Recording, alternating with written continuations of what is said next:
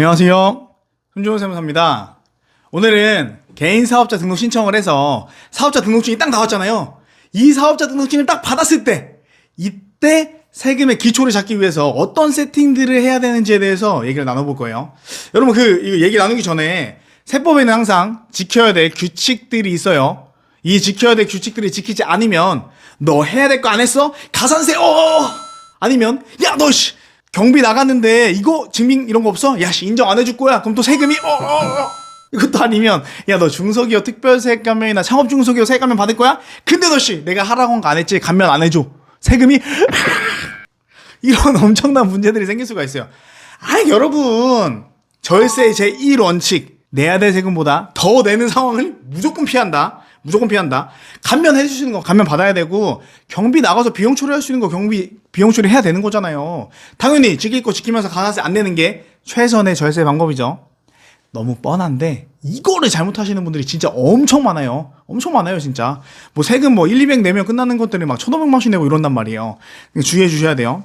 그러니까 모든 법률이 마찬가지인데요. 세법은 무지를 배려하지 않습니다. 좀 멋있잖아요. 저는 이거 되게 멋있다고 생각하거든요. 그러니까 모든 법들은 무지한 거, 나 그 법 몰랐어요. 저 세법을 몰랐어요. 이거를 용서하지를 않아요. 아셔야 돼요. 여러분들이 알아야 돼요.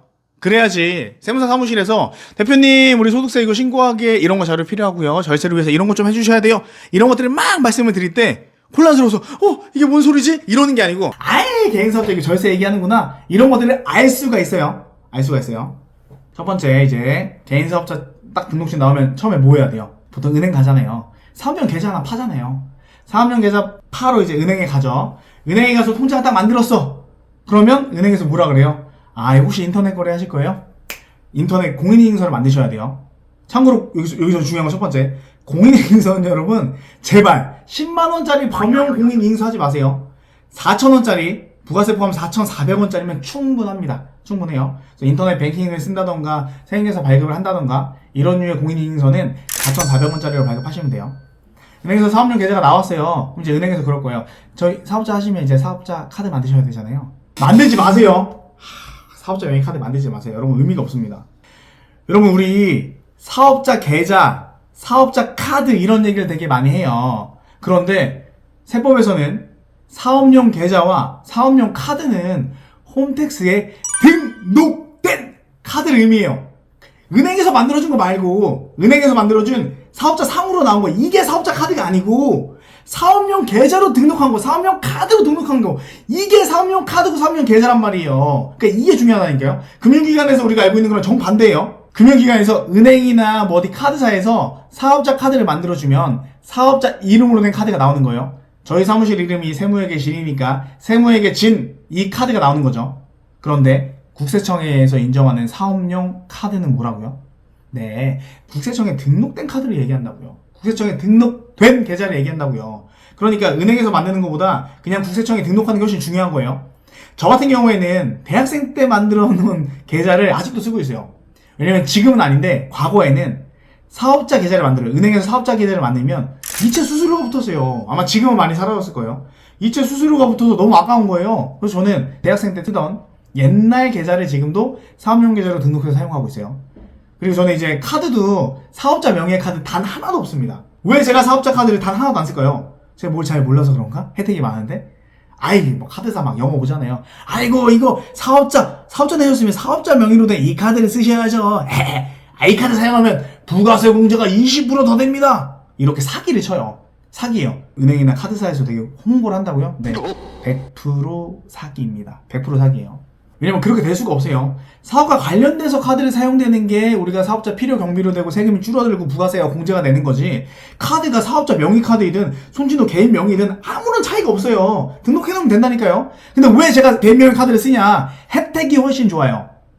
세금을 떠나서 카드 혜택이 훨씬 좋아요. 이 개인용 카드를 쓰게 되면 마일리지 적립도 되고 무이자 할부도 돼요. 사업자 카드는 되는 게 거의 없어요. 가끔 되는 게 조금 있는 카드들도 있는데 대부분 개인 명의 카드가 혜택이 훨씬 좋습니다. 하물며 제가 이거 AS로 갔었거든요. AS 비용에 대해서 카드 결제하는 게 막 나와 있어요. 무이자 할부가 3개월, 6개월씩 된단 말이에요. 그런데 가로치고 써 있어요. 사업자 카드는 무이자 할부가 불가능합니다. 이렇게요. 불이익을 준단 말이에요. 사업자 카드는 왜 불이익을 줄까요? 은행에서? 여러분들이 뭘 몰라서 그래요. 사업자 등록증을 낸 대표님들이 사업자 카드를 무조건 만들어야 되는 줄 알고 있고 경비 처리를 하기 위해서 무조건 써야 된다고 알고 있단 말이에요. 그 점을 이용을 하는 거죠. 그러면 사업자 카드 꼭 만드셔야 돼요. 근데 가로치고 혜택은 없음. 너 개인 카드도 사업용 카드 쓸 수 있는 거 모르지? 그러니까 너는 분명히 어차피 사업자 카드 만들어야 돼. 너 선택할 수 있는 게 별로 없을걸? 이거 써야 될걸? 약간 이런 마인드에서 하는 거죠. 그러니까 사업자 명의의 카드 만드는 거 저는 추천하지 않습니다. 그냥 개인 카드 쓰세요. 그리고 반드시 홈택스에 등록을 해놓으세요. 두 번째, 이렇게 사업자 계좌와 사업자 카드를 홈택스에 좀 반드시 등록해 놓으세요. 사업자 계좌 같은 경우에는 사업용 계좌로 등록을 해놓지 않으면, 그러니까 손준호 개인 명의든 사업자 명의든 사업용 계좌로 홈택스에 등록해 놓지 않으면 세법의 의무를 불이행한 것으로 봐서 나중에 가산세가 붙거나 감면받아야 될 세금을 감면이 안 될 수가 있어요. 그러니까 반드시 등록해 놓으셔야 돼요. 그리고 현금 영수증 가맹점 이제 등록하라고 세무서에서 연락이 와요. 그러니까 세무서에서 오는 문자나 우편은 반드시 읽어보셔야 되고요. 여기서 얘네들이 뭐 하라고 하는 거 있으면 반드시 하셔야 돼요. 현금 영수증 가입 의무 대상인 사업자가 가입 의무 대상 사업자들이 쭉 있어요. 근데 얘네 어차피 문자를 알려줘요. 뭐 우편을 알려주던가 알려준단 말이에요. 얘를 등록하지 않으면 이것도 어떤 세금 감면되는 부분에 있어서 감면이 배제가 돼요. 그러니까 감면이 안 돼요. 그러니까 안 내도 되는 세금을 더 내는 끔찍한 문제가 발생할 수 있단 말이에요. 자, 여기까지가 기본 세팅이고요. 이제 절세를 위한 방법을 볼 건데 그 전에 여러분들이 절세를 위해서 꼭 알아야 될 것들이 있어요. 첫 번째, 사업을 통해서 발생된 소득세는 1월 1일부터 12월 31일까지 이 1년치에 대해서 세금을 내는 거예요. 가끔 오해하시는 분들이 있어요.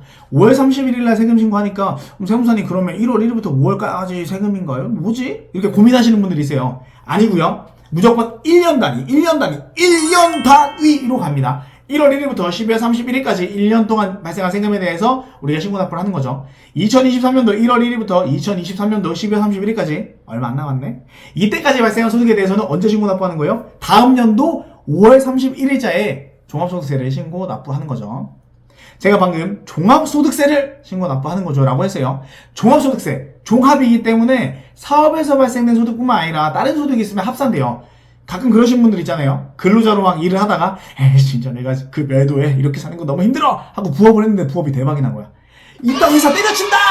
이런 사업자가 생각보다 되게 많거든요. 근데 이렇게 되면 2023년도에 근로소득도 발생했다가 때려치고 사업소득이 발생을 하면 종합소득세니까 이 두 가지를 다 합쳐서 2024년도 5월 31일까지 세금을 신고 납부해야 되는 거죠. 자, 여러분 이렇게 1년 동안 발생된 소득에 대해서 세금 신고 납부하는데 우리가 절세를 위해서 가장 신경 써야 되는 부분들이 뭐예요? 당연히 경비겠죠. 매출이야 뭐 뻔하게 잡히는 거고 국세청에서 매출 잡으려고 노력도 되게 많이 하잖아요. 이건 뻔하게 잡히는 거고 우리는 그래서 실제로 나간 경비를 입증을 잘하는 게 제일 중요한 거죠. 그쵸? 여기서 말하는 경비는 법에서는 적격 증빙이라고 불리는 것들이 있어요. 세금 계산서, 계산서, 신용카드, 체크카드, 현금 영수증 이런 것들을 적격한 증빙이 제출됐다라고 해서 적격 증빙이라고 해요. 이런 적격 증빙들을 모아놓는 게 굉장히 중요하죠. 그래서 이런 적격 증빙들이 있어야지 부가가치세가 공제가 되고요. 사실 적격 증빙이 없다고 하더라도 소득세는 경비로 인정이 될 수 있어요. 그런데 그럼에도 불구하고 웬만하면 적격 증빙이 챙기세요. 왜냐면 우리가 그냥 세법에 이렇게 맞습니다 뭐 이대로 할 게 아니고 세무 리스크를 판단해야 된단 말이에요. 세무서에서는 여러분들이 적격 증빙으로 나간 지출들과 적격 증빙 없이 나간 지출들을 다 파악하고 있어요. 어떻게 파악하냐고요? 여러분들이 나간 세금 신고할 때 나갔다고 하는 총 지출 경비에서 적격 증빙에 의한 지출을 빼고 나면 나머지 것들이 적격 증빙 없이 나간 지출들일 거잖아요. 이런 것들에 대해서 금액이 커지면 세무서에 떠요. 얘 이거 봐라. 레이더망 돌아가는 거지. 이거 봐라. 얘 뭔가 탈세하는 것 같은데 문제 있는 것 같은데 얘 확인해봐. 이런 업체들이 있어요. 저 같은 경우에는 방송 촬영하는 업체가 있단 말이에요. 방송을 촬영하는 업체인데 방송 촬영 장비가 되게 비싸. 근데 비싸도 뭐 살 수 있어. 근데 새 제품 자체를 살 수가 없단 말이에요. 그럼 어디서 사요? 당근마켓에서 사요. 당근마켓에서 샀는데 이게 막 한 1억씩 산 거야. 그러니까 세무서에서 1억 원어치 적격 증빙 없이 산 비용들이 있네. 디디디디디 1억 금액 크다. 이거 뭐야 소명하세요. 이렇게 나온단 말이에요. 그러면 막 소명하느냐고 당근마켓 구입한 거 다 찾고 막 해야 돼요. 뭐 이런 문제들이 있습니다. 그렇기 때문에 적격 증빙을 갖춰 놓는 게 1순위고요. 그런데 여러분 또 오해하는 거 있죠. 세무사들이 협박하잖아요. 저희 대표님 이런 거 증빙 없으면 저희 경비 인정 못해요. 맞는 말 틀린 말? 당연히 틀린 말이죠. 여러분, 사업과 관련된 세금은 사업과 관련돼서 내가 경비가 나간 게 있으면 인정을 해줘야 되는 게 원칙이에요. 안 되는 게 뭐 일부 항목 있긴 하지만 원칙적으로 사업과 관련돼서 나간 지출들은 경비를 인정해줘야 되는 게 원칙이란 말이에요. 적격 증명이 없더라도, 그쵸? 적격 증명이 없더라도 경비 인정을 해줘야 되고, 다만 우리는 생각을 해야 되는 거야. 뭘 생각을 해야 되냐면 세무 리스크가 어느 정도 될까, 그 다음에 이 증빙이 없는 경비에 대해서 가산세가 얼마나 나올까, 이런 것들에 대해서 나중에 분석을 해야 되는 거죠. 여러분, 처음에 이제 개업하고 나면 막 인테리어 이런 거 나갈 때 그 유혹에 빠지잖아요. 인테리어 이거 하지 마시죠, 신고하지 마시죠, 이렇게 하잖아요. 이렇게. 그런 경우에 이제 인테리어에 대해서 만약에 생겨서 못 받았다라고 하면 받아야겠지만 못 받았다라고 하면 계약서랑 금융증빙은 꼭 갖춰 놓으세요. 만약에 제가 담당하게 되면 전 무조건 경비 처리할 거예요. 당연하지, 적법하게 나간 돈인데 적격 증빙이 없었을 뿐이죠. 그리고 여러분들 정말 중요한 거, 소득세 신고 기한을 놓치시면 안 됩니다. 너무 당연하죠. 5월 31일까지 소득세 신고를 해야 되는데 생각보다 이걸 놓치시는 분들이 많아요. 그냥 여러분 바쁘고 이러면 그냥 세무사한테 던져 놓으세요. 제가요, 사업도 조그맣고 별거 아니어서 돈 주면 알아서 세무사를 다 해줘요. 나 아니어도 돼. 손지도 아니어도 돼. 다른 세무사들한테 던져놔요. 그럼 그 세무사들은 5월 31일까지는 어떠한 수가 있어도 세금 신고 할 거란 말이에요. 5월 31일까지 세금 신고하는 거 정말 중요해요, 여러분. 이게 1년에도 몇 번씩 세금 신고 못해서 어떡하지 세무사 몇 명 물어보고 하다가 저한테 오시는 분들이 진짜 많아요. 그래서 제가 그분들한테 다른 거는 진짜 놓쳐도 괜찮으니까 신고 기한을 놓치지 맙시다 라고 얘기를 하는 이유가 뭐냐면, 가산세도 있겠죠. 여러분들은 가산세만 들었을 거예요. 늦게 신고하면 무신고 가산세 엄청 붙습니다. 가산세가 중요한 게 아니에요. 가산세도 물론 크겠지. 근데 무신고 가산세라고 해봤자 1개월 이내 신고하면은 50% 감면돼서 총 붙는 가산세는 10%란 말이에요.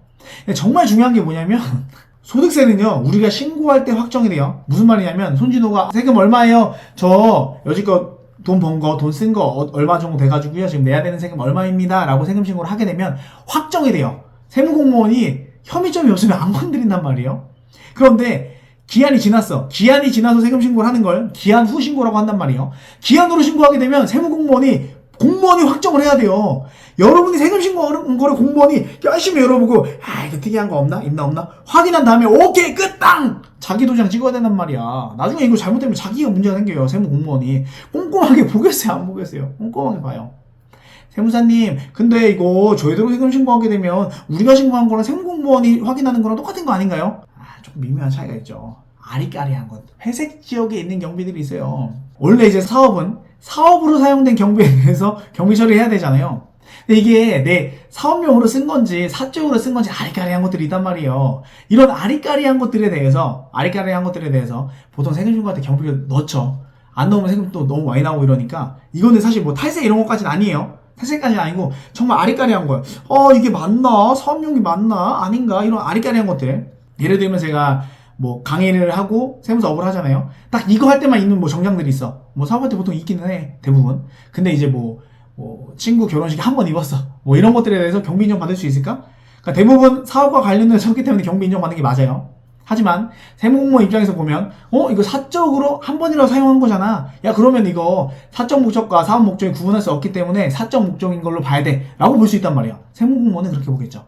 기한으로 세금 신고를 하게 되면 경비들에 대해서 이 시각이 들어가야 돼요. 100% 완벽히 진짜 하나도 빠짐없이 사업용으로만 한 거, 회색지대에 있는 거 다 제외하고 사업용으로 쓴 거에 대해서만 경비 인정을 해서 세금 신고를 해야 된단 말이에요.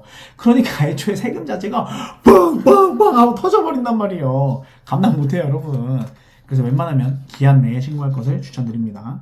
이제 사실 저희가 신고할 때 세금이 확정된다 그랬잖아요. 그러니까 대한민국 세법에서 저는 가장 중요한 게 신뢰인 것 같아요. 그러니까 신뢰를 기반으로 현재 세법이 좀 유지가 되고 있단 말이에요.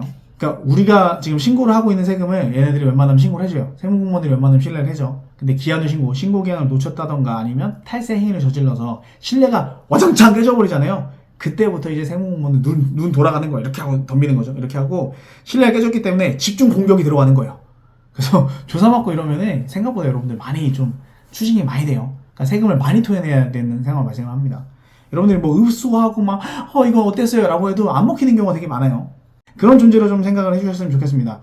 개인 사업자를 시작을 했을 때 어떤 세금, 절세 이런 거 관련해서 궁금한 게 있으면 무엇이든 제발 댓글로 남겨주세요. 댓글 남겨주시면 제가 영상으로 편집해서 여러분한테 바치겠습니다. 감사합니다.